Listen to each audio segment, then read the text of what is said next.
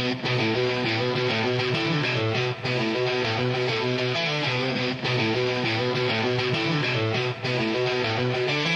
a world that walks the line, there's a rare few who think outside the box together for the crew. To break the equations, not bound to any rule. Exposing to the world the universe's own view. It takes the talent of the craftsman, it takes the mind of the fool, to make the vision realize energy and matter in a duel.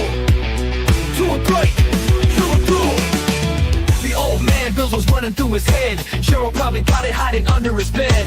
Penny up to Annie making power for days. Don't listen to a word that the straight dope says.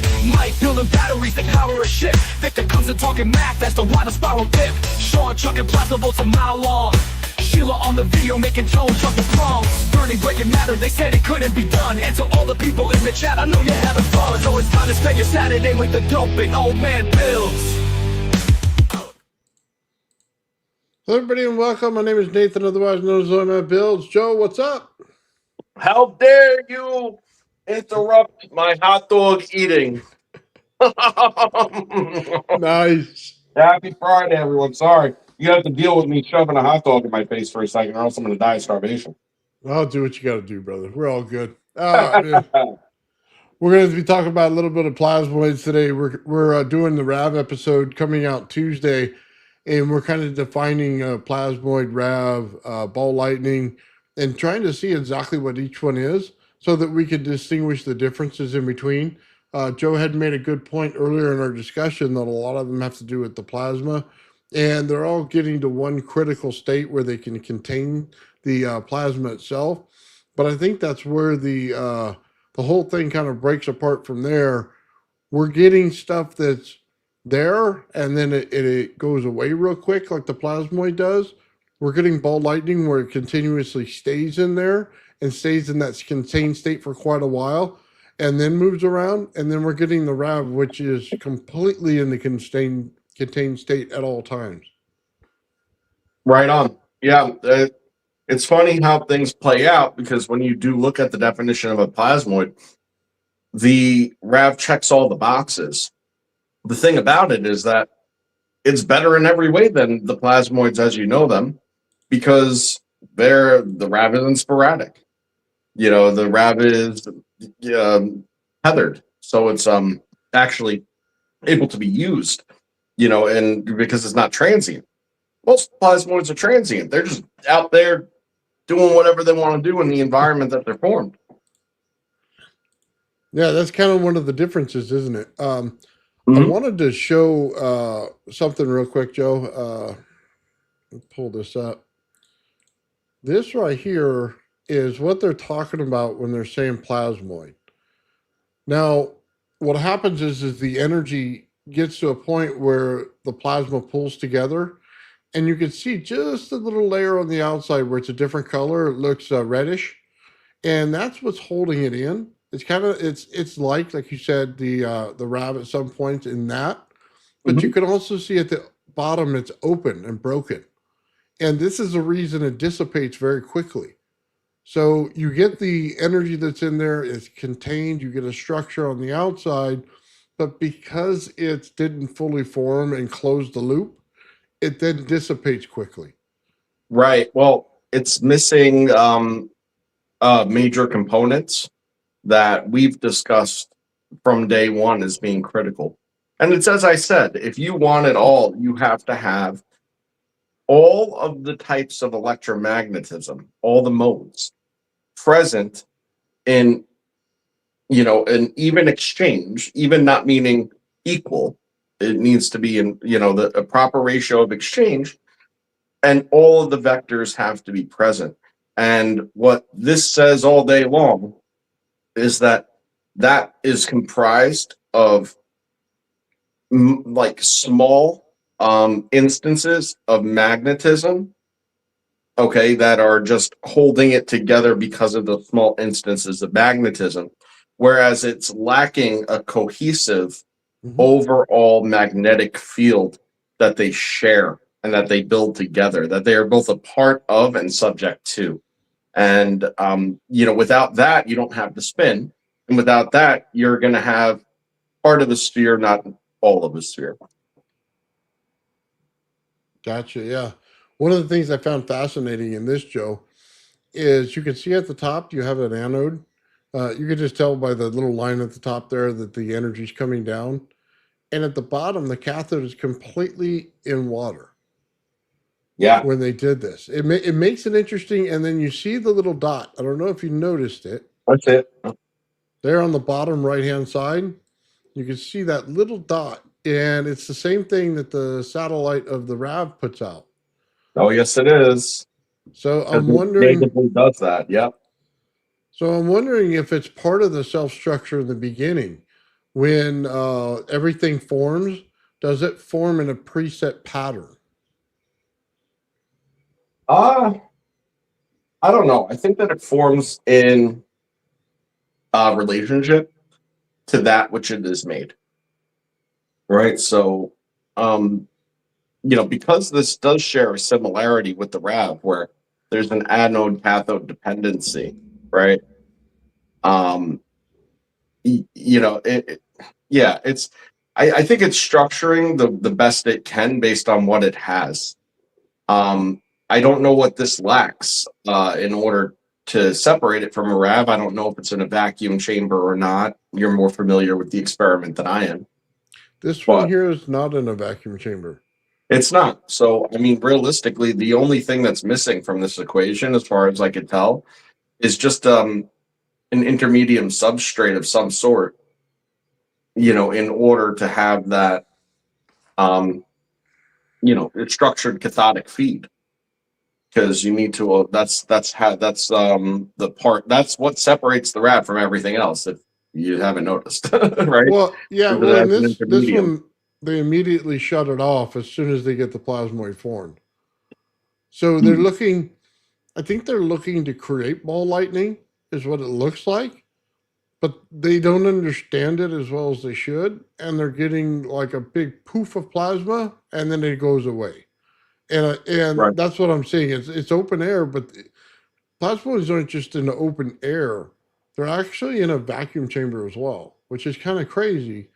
Oh, But so then they follow look me here for a better, sec. huh? So why would it poof away? Well, if it lacks the magnetic component that I described before, Hmm. okay, that leads to the rotation, that leads to the compression, overall, you can hold it in a semi-compressed state. But as soon as it starts to build up and up and up, if it's not compressing and rotating, and then it doesn't have the right exchange, now you have an asymmetric amount of energy that's building up in high density. And once it overcomes a certain threshold, it ultimately doesn't have that right ratio anymore, okay, to sustain. So then it has to go away. It's like filling a cup, right? You can fill a cup up to the top, and once it's full, it'll start to overflow.